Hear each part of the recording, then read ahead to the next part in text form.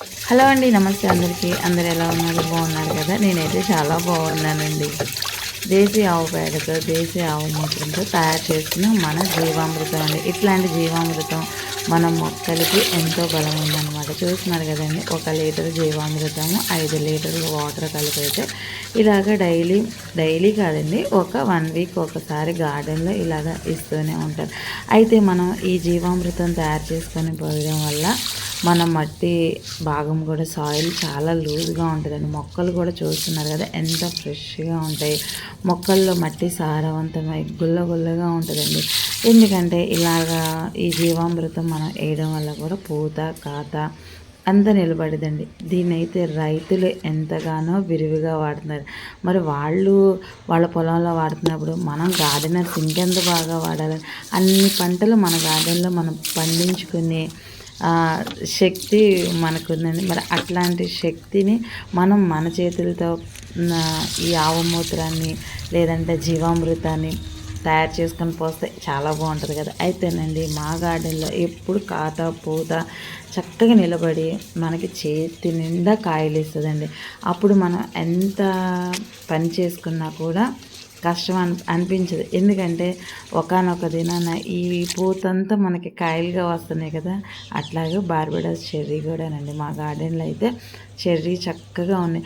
అవి మనకండి ఆ చెట్లల్లో కనబడవు పచ్చగా ఉన్నప్పుడు. ఎప్పుడైతే పండి రెడ్డిష్గా వస్తాయో అప్పుడైతే మనకి అయితే కనబడతాయి. ఈ విధంగా అండి వీడియో తీసుకుంటా చెట్లకన్నిటికీ జీవామృతం పోసుకుంటూ అయితే చాలా కష్టమైపోతుంది. అయినా సరే వాళ్ళని అన్నీ అంటే మార్నింగ్ కొంచెం ఈవినింగ్ కొంచెం ఎప్పుడన్నా కుదరకపోతే కానండి ఈసారి మాత్రం మొత్తం అండి.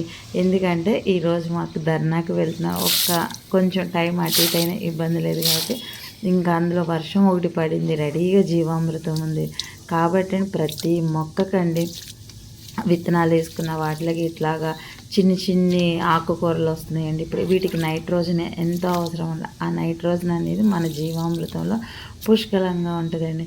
అందుకనండి ఇంకా అలా అసలు ఆగే పని లేదనుకో చక్కగా మొక్కలన్నిటికైతే ఇచ్చేసాను అనమాట.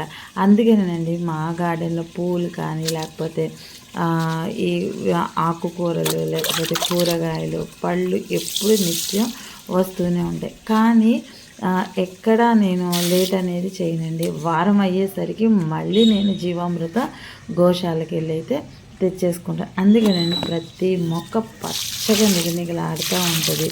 దాని రహస్యం అండి ఈ పవర్ఫుల్ జీవామృతమేనండి. ఈ జీవామృతంతో అన్నీ సాధ్యమేనండి. చూస్తున్నారు కదా పూత ఎంత నిలబడిపోయినదో. మునగాకైతేనండి నాకు పూత అయితే రాలేదనమాట. కాయలతోనే మీకు చాలా వీడియోలు అయితే నేను చూపించే ఉంటాను, మీరు చూసే ఉంటారు.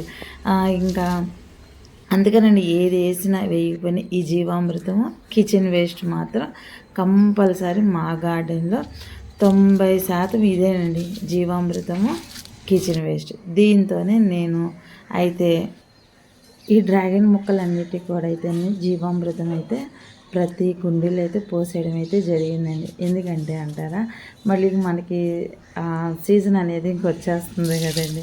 మరి వచ్చేసేటప్పుడైతే మనం రెడీగా ఉంచుకోవాలి. అట్లాగా ప్రతి మొక్కకి జీవామృతం ఇవ్వడం అయితే జరిగింది. జీవామృతం ఆ డబ్బాలోనే కొన్ని కనకాంబరం మొక్కలు అయితే పెట్టడం కూడా జరిగిందండి.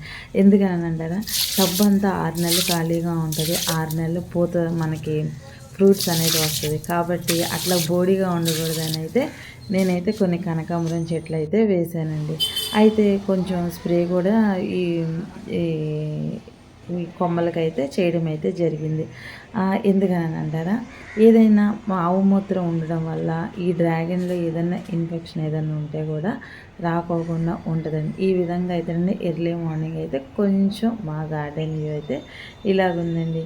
మరి ఎందుకు ఆలస్యం, ఒక్కసారి సుకన్య గార్డెన్ వీడియోస్ అన్నీ చూస్తూనే ఉండండి. ఒక లైక్ చేయండి, ఒక కామెంట్ చేయండి, షేర్ చేయండి. జాబ్ చేసుకుంటూ పెంచుతున్నాను కాబట్టి మీ సపోర్ట్ అయితే ఇవ్వమని అయితే కోరుకుంటున్నాను.